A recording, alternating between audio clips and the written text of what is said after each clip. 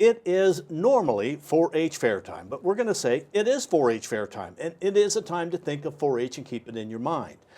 4-H is a program that runs with a lot of adult help volunteers. Hello and welcome to 18 WJTS in.form. I'm your host, Bill Potter. Joining me in the studio is Lisa Wilson. Lisa is a youth development educator with Purdue Extension. Lisa, welcome to the show. Thank you. We talk a lot about 4-H. We talk a lot about 4-H kids and the 4-H programs and all these 4-H projects that go on. What does it take, though, on the side that we don't see of adults who are helping out? It takes a huge amount of hours. It takes a huge amount of heart. Our 4-H volunteers, we have about 160 of them on average every year in our county alone. They do things from being 4-H club leaders, being a 4-H council member. Some of them are just signed up as volunteers to help as needed, you know, at food booths, at bigger events where we need more people. Maybe they're just an extra help at their child's club meeting or what have you, and they're not the actual leader. So we have lots of different roles for our 4-H volunteers, and they definitely keep us running. Okay, now to be a 4-H adult volunteer, what's the process? What sort of interest should you have? What do you need to do?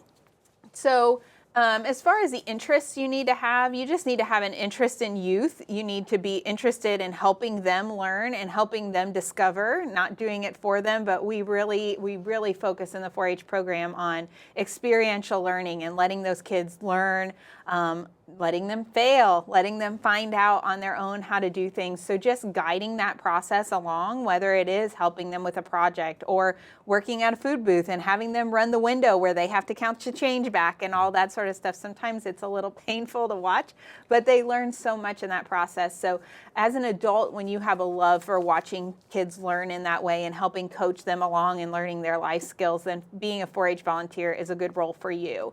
And if you feel like being a 4-H volunteer is a good role for you, then you are going to want to contact our office, the Purdue Extension office, and we will get you signed up. There's a volunteer form you'll need to fill out. Of course, we do run background checks as you will be working with our youth in the community.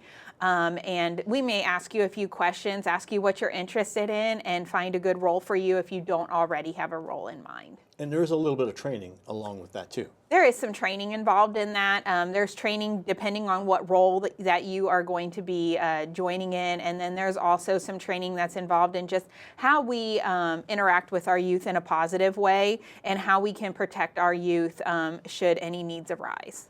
Now, we're talking about with you for Dubois County, but really everything you're saying echoes and repeats for every county, no matter what county you're watching. Exactly. So if you're watching from any county or anywhere in the state of Indiana, the policy and the procedure to become a 4-H volunteer is exactly the same in every single county. What if you'd move from one county to the other? If you've gone through all of the paperwork and passing of the tests, or so to speak, in Spencer County, but you're moving to Dubois County, does it? We actually have that happen quite often, or people volunteer in numerous counties because they have a skill in a certain area. You know, maybe shooting sports or something like that, where you have a skill in an area and you're wanting to share that with multiple youth and you really are involved in that. That's very simple. We transfer or we share counties. If you move, we transfer your volunteer status over. It's very simple. We have an online system now, so it's just click of a button.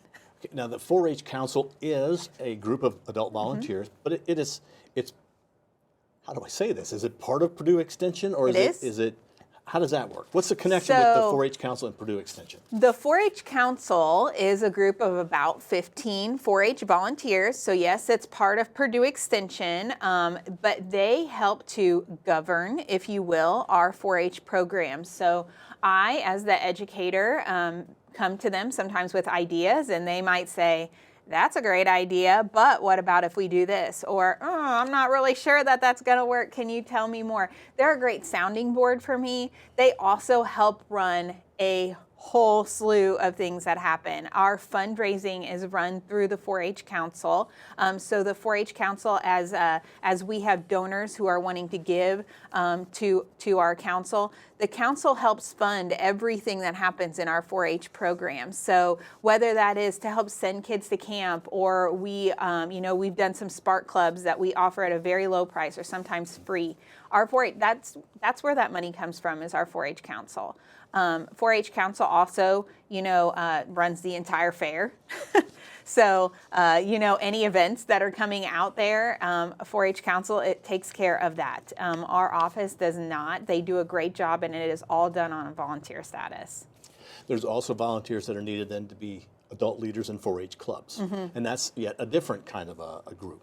It is. So we have about 35 4-H clubs in Dubois County, and so all of those need leaders. Our policy is that you are required to have at least 2 leaders, but I technically like to see 3 or 4, just because if somebody can't be there, we have to have at least 2 certified adult volunteers at every meeting. So that's why I said sometimes you might not want to be the main leader, but just be a helper in a club, to be kind of that backup person. Those club leaders, they independently run their own club. They probably have monthly meetings. Some of them have every other week meetings. Just depends on what works good for that group. And then they might do some fun outings and things like that, and fundraising within that. Is there still a home ec club? There, if that's the right word, in Dubois County? So there's not necessarily a home ec club, but there is the Extension Homemakers. Okay, that's yes. Right. Yes. And so the Extension Homemakers is a group of predominantly ladies, and I always tell them, that's not run through the 4-H program, though they do their display at the fair. It's a really great group to join if you are looking for some social interaction and some great friends.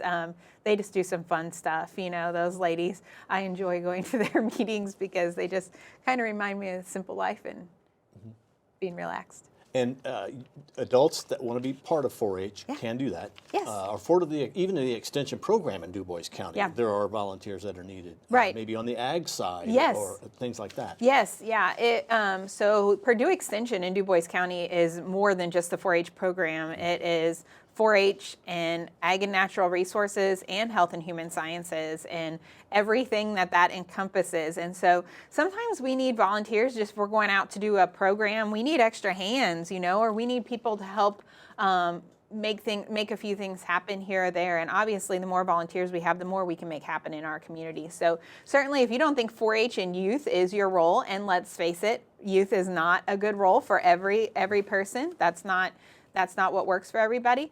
There's probably still a good volunteer role for you available with Purdue Extension. Just give us a holler. I was going to say, the easiest thing is just to give you a call. Yeah. Just give us a call. Our phone number is 812-482-1782. And 4-H now really seems to be more like an all-year sort of a deal. Yeah. The fair has always been the culmination, that week of activities. However, in October, there's things that 4-H is doing or that the Extension Service is doing, and volunteers are needed. Yeah, we actually ramp up our 4-H year and get started October 1st now. So if you remember back years ago when I was in 4-H, we started 4-H like in February or March, and then it kind of ran to the fair, and then that was kind of where it ended. This year, now throughout the year, we do stuff all year long. It tends to seem like it's really, there's a lot going on in July, obviously, with the fair and all of that sort of stuff. And then we move into the state fair, and a lot of our 4-H clubs and our 4-H kids, they go exhibit at the state fair or take time to go see their projects at the state fair and things like that. So we don't do a lot here on the county level. But in September, we're doing a lot of, the clubs are doing their awards and their achievement days and things like that. And then boom, October, we're back at it, starting our year off. So. Well, Lisa, we're going to have you come back in because there's so much to talk about with the 4-H program and Extension in Dubois County. And now is the time to think of it, because normally this would be 4-H week or 4-H time. It would be. No matter where you are, no matter what county you're in, somewhere. It is. But it's a little different this year. We're going to talk about some of that in some future shows here on 18 WJTS. Lisa, thank you for being our guest. Thank you. Our guest has been Lisa Wilson. She is the Youth Development Educator with Purdue Extension, Dubois County. We'll be talking to her again. Thank you for watching WJTS. We are local people watching local people.